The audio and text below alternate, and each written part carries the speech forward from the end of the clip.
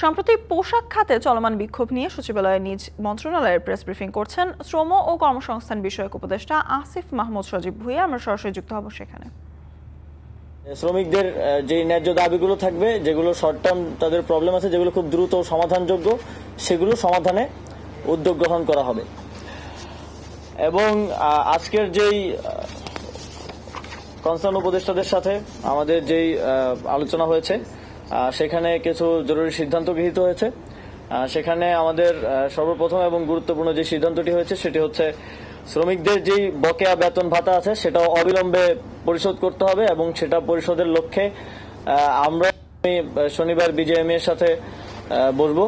এনজিওর কিস্তি প্রথমবার বিকাশ পেমেন্ট করলেই 20 টাকা ইনস্ট্যান্ট ক্যাশব্যাক এবং কিভাবে সেটি পরিশোধ করা যায় অতি দ্রুত সময়ের মধ্যে। ইতিমধ্যেই সচিব সাহেব বলেছেন যে এখানে অর্থ উপদেষ্টা বসে থেকে বাংলাদেশ ব্যাংকের গভর্নরকে বলেছেন যে খুব দ্রুত, যাতে আপনারা জানেন একটি প্রতিষ্ঠানকে ঘিরে আজকে যেই আনরেস্ট সেটা অনেক বড় ধারণ করেছে, সেই প্রতিষ্ঠানকে দ্রুত ঋণ দেওয়ার মাধ্যমে যেন শ্রমিকদের বেতনটা দেওয়া হয়, সেটা আজ রাত অথবা কালকের মধ্যেই শ্রমিকদের কাছে পৌঁছে যাবে বলে আমরা আশা রাখছি।